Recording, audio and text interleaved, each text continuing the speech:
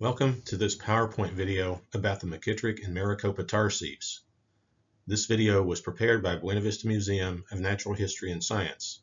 We invite you to visit us at 2018 Chester Avenue in downtown Bakersfield, California. This video is part of our Earth Science video series, which can be seen on our website, www.buenavistamuseum.org. The McKittrick and Maricopa tar seeps are unusual features in the landscape of California's San Joaquin Valley, but they also provide a connection to its Ice Age past. Oil seeping from the ground can be seen many places in California, but only a few, such as McKittrick and Maricopa, are fossil-bearing remnants of old seeps. To the senses, the seeps are dark, smelly, sticky places where oil has naturally bubbled to the Earth's surface. The small, inactive Maricopa tar seeps have a similar history to the McKittrick seeps, but are less well known. We use the words tar, brea, and asphaltum interchangeably to describe the degraded oil that bubbles from the seeps. The McKittrick seeps alerted prospectors to the presence of oil and tar in the 1860s. Oil fields grew around them because better quality oil was found below the seeps. Prior to the 1860s, the seeps were significant to Native American and Spanish culture. Today, they are known to paleontologists for well-preserved fossils. Renewed interest in seep fossils has occurred because a major extinction event, a die-off, of terrestrial animals occurred worldwide about 10,000 years ago, the time of the youngest McKittrick and Maricopa fossils. Scientists studying today's climate challenges want to see if there is a connection between what happened to flora and fauna roughly 10,000 years ago and today. You see a false color satellite image of Central and Southern California. There are only 10 tar seeps with major paleontologic significance worldwide, and 4 are in California. Besides McKittrick and Maricopa, rare brea deposits where Pleistocene fossils have been excavated are Rancho La Brea in Los Angeles and Carpinteria on the California coast. Both McKittrick and Maricopa fossils are less well known than Rancho La Brea, but in general, the three have great similarities and a few key differences. These will be discussed later. The next slide will be a geologic map of the area inside the orange box. You see a geologic map of the southwestern San Joaquin Valley and adjacent upland areas. The map areas are colored various shades of tan, yellow, gold, orange, and brown. The colors represent the ages of rock layers at the Earth's surface.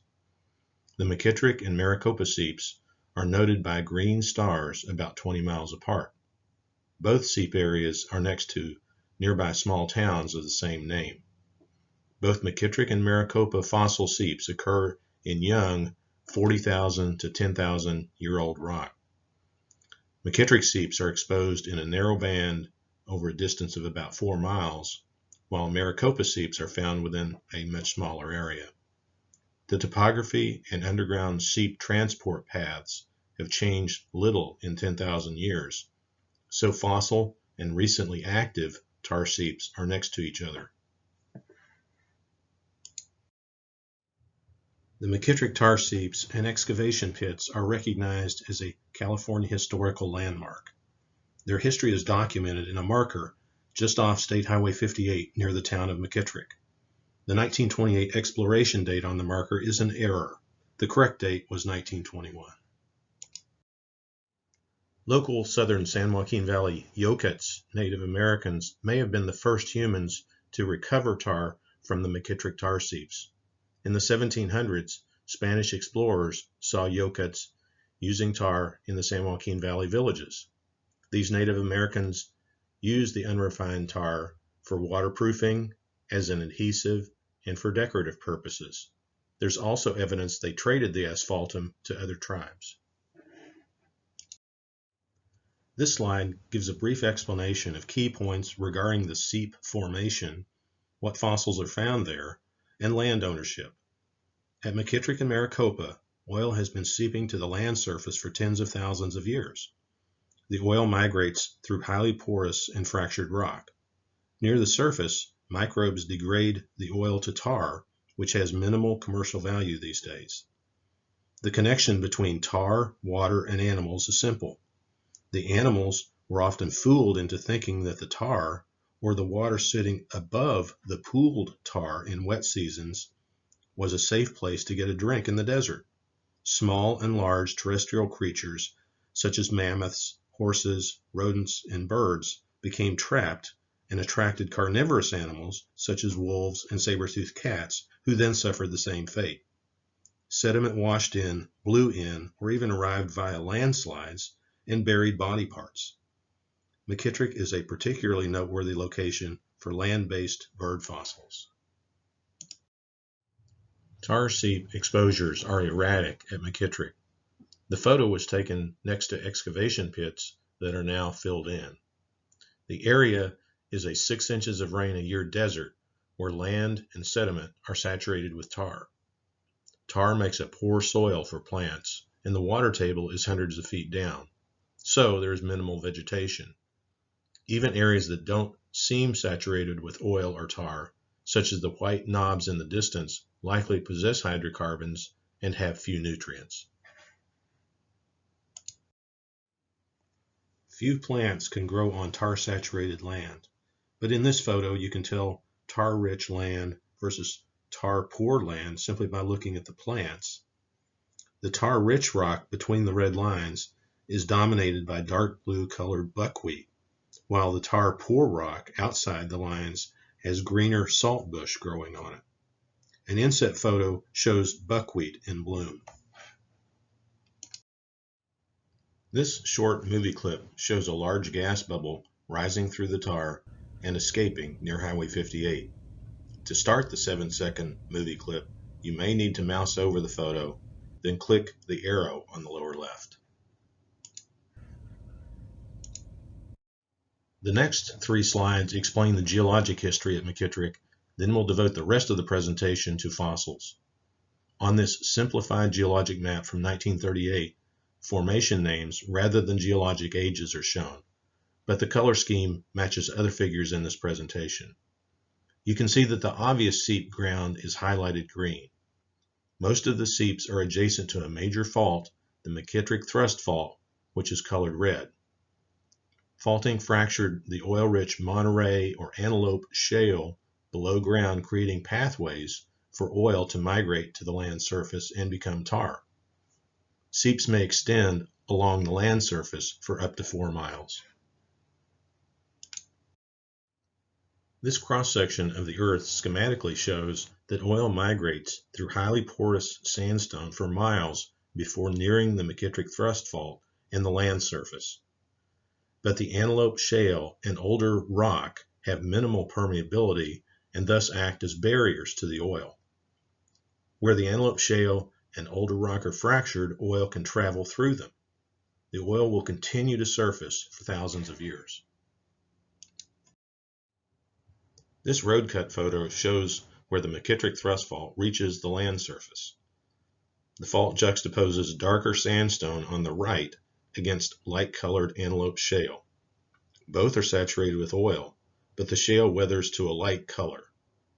Note the arrow in the upper right pointing to old excavation pits that are not seen. This photo, taken downhill from the road cut in the previous slide, shows the 10 to 12 foot fossil-bearing paleo tar seep adjacent to highways 58 and 33 just south of the town of McKittrick. Excavation pits were dug through these layers. When Highway 33 was initially planned in the 1920s, there was great concern that the tar-saturated roadbed would not be competent, so the road cut was dug into the sandstone below the paleo tar seep. The next few slides document McKittrick fossil excavation, beginning with digging oil mines in the 1860s. As previously mentioned, fossils found during roadbed excavation in the 1920s generated great interest and led to a multi-year scientific study. The University of California, Berkeley has announced a new study of thousands of these fossils that had been stored on campus. The photo in the upper right shows 19th century pick and shovel efforts to extract tar from seep areas. The photo in the upper left looks down into one of the old oil mines shored with redwood timbers before it was closed off. Mining tar in the 1860s and 1870s in dark, tight quarters must have been one of the most difficult and dangerous jobs imaginable. Miners worked in 20-minute shifts in pits up to 300 feet deep, where summer temperatures were 120 to 140 degrees Fahrenheit. They frequently worked naked, but were often overcome by toxic gases and had to remove useless fossil bones from the product they were seeking, tar. At the end of the day, they washed up with a petroleum-based distillate to remove the day's tar. Today, the mines have been filled in and or covered with metal grates, such as the one pictured lower right. But at the start of the 20th century, the bones were appreciated as scientific bits of information. The photo on the right shows abundant fossils from 1920s excavations at McKittrick. Jaw bones distinctively show teeth. To help identify fossils at McKittrick in 1925, famous dinosaur paleontologist Charles Sternberg was employed. Sternberg, 75 years old, knew the sediments were far too young to contain dinosaur fossils. He oversaw creation of pits on the northwest side of Highway 33. Pictured is Sternberg with a horse skull unearthed at McKittrick. In 1949, a McKittrick investigation was led by the Los Angeles County Museum of Natural History, Caltech, and the Kern County Museum. There have been no large-scale fossil recovery efforts since the 1949 excavations, which are pictured here. You may be saying, but what about Maricopa? The history of the Maricopa seeps is less well documented than McKittrick. Oil flowed naturally at the Maricopa tar seeps after the 1952 White Wolf earthquake. Los Angeles County Museum of Natural History collected and studied blocks of tar in 1968 and 1969. In 1979 and 1980, researchers from Fresno State University studied the area and collected over 4,000 fossil elements. Both McKittrick and Maricopa document a time similar to Rancho La Brea, but in an environment much different than coastal California. The Maricopa seeps, lying within one 160-acre quarter section, are not nearly as extensive as the McKittrick seeps.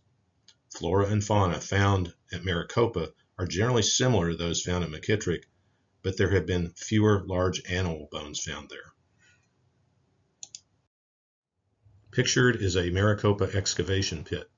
The geology, topography, and elevation of the Maricopa site are quite similar to those at McKittrick. Oil generated in the Miocene Antelope Shale became more tar-like as it flowed up into younger Pleistocene sediments. Though faulting is nearby, a connection between faults and the occurrence of seeps is sketchier at Maricopa. The next several slides show animals found at McKittrick and Maricopa. First, we'll show a pie chart with the relative percentages of mammal fossil groups found at McKittrick. You can see that carnivores comprise the highest percentage, though many grazing animals have been found there. However, there was almost certainly collector bias towards large creatures in the early days. A wolf skull was much more likely to be recovered and documented than the crushed leg bone of a mouse or an insect wing. As pictured in this display of mammoths at the La Brea tar pits, large animals died not from drowning, but rather getting stuck in tar, and thus subject to exposure, lack of food and water, and predation. This 1913 illustration shows wolves and a saber-toothed cat fighting over remains of a mammoth at the La Brea tar pits during the Pleistocene epoch. Nearby, birds watched the activity. Life was tough in the Ice Age. Like at Rancho La Brea, A common carnivore fossil at McKittrick is the dire wolf. The black and white photos show a skull of a dire wolf.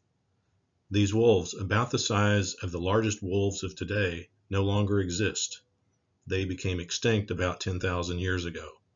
A portion of a mural on display at Buena Vista Museum shows these wolves. Another carnivore found at both McKittrick and Maricopa is the Saber-Toothed Cat, genus name Smilodon. Like the dire wolf, the saber-toothed cat died off about 10,000 years ago. California state fossil, Smilodon, was known for its oversized canine teeth. Smilodon was one of the last saber-toothed cats to inhabit North America. Grazers, such as horses, were not immune to becoming victims of the tar seep. As the mammoth slide previously showed, large trapped herbivores were often the calling card for carnivores to come feasting, but the carnivores became trapped themselves. Large grazers often show differential preservation of body parts at the seeps. Leg and arm bone fossils were preferentially found because they were quickly embedded and protected in the tar, while spine and skull parts were exposed and destroyed by carnivores and the elements. Another large herbivore species whose fossils were found in the tar pits, the Thule elk, survived the Pleistocene extinction. Thule elk can be seen in a San Joaquin Valley reserve near Bakersfield. Pictured are bird and rodent types and bones. More bird species than mammal species have been identified from both McKittrick and Maricopa. Fossils of both the Swainson's hawk and multiple varieties of pocket gophers have been found at McKittrick. This slide shows unidentified bird and small mammal bones from the Maricopa tar seeps. Perhaps the most frequent fossils encountered at McKittrick and Maricopa have been body parts of insects and plant material. Carapaces of water beetles, seen on the right, and insect wings are particularly distinctive. In the last 10 years, spores and fecal matter have been studied at McKittrick. Differences exist between California's premier tar seep fossil locations and are documented on this slide. Since the fossil ages are similar and rather recent, comparison of creature types, geography, and environment are important. La Brea is the most studied by far, and with more than 1 million fossils recovered, has the greatest number and variety of fossils. Being closer to the Pacific Ocean, La Brea fossils indicate a wetter climate. McKittrick and Maricopa document life in a drier Ice Age environment. As mentioned before, there has been renewed interest in the McKittrick and Maricopa seeps in the last 15 years. A major die-off of large terrestrial animals occurred worldwide about 10 to 12,000 years ago, the age of the McKittrick and Maricopa fossils. This die-off is called the Pleistocene Holocene Extinction event. Megafauna such as mastodons, mammoths, saber-toothed cats, giant sloths, dire wolves, and others disappeared from the fossil record. The primary reasons for their disappearance have been thought to be 1. A worldwide change to a warmer, drier climate, 2. Changing food abundance and location, and/or 3. Human predation. A goal of renewed research is to see if features of the past extinction event can be compared with climate and endangered species challenges of today. McKittrick fossils could be important because McKittrick animal remains represent the boundary time when the megafauna both lived, were extant, and passed away, became extinct.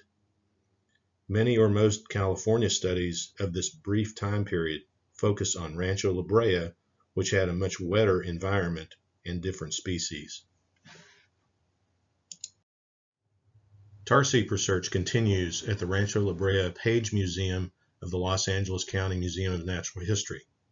Also, the University of California, Berkeley in 2014 announced renewed research on long-dormant McKittrick and Maricopa fossils housed on campus.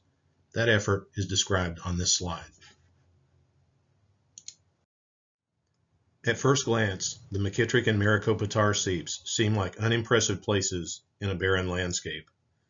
But studying the treasures they contain remains important to understanding California's history and future. Thank you for viewing this video, and thanks to those folks who assisted in making this presentation. We invite you to visit Buena Vista Museum of Natural History and Science in Bakersfield, California, or visit our website to view more interesting videos at www.buenavistamuseum.org.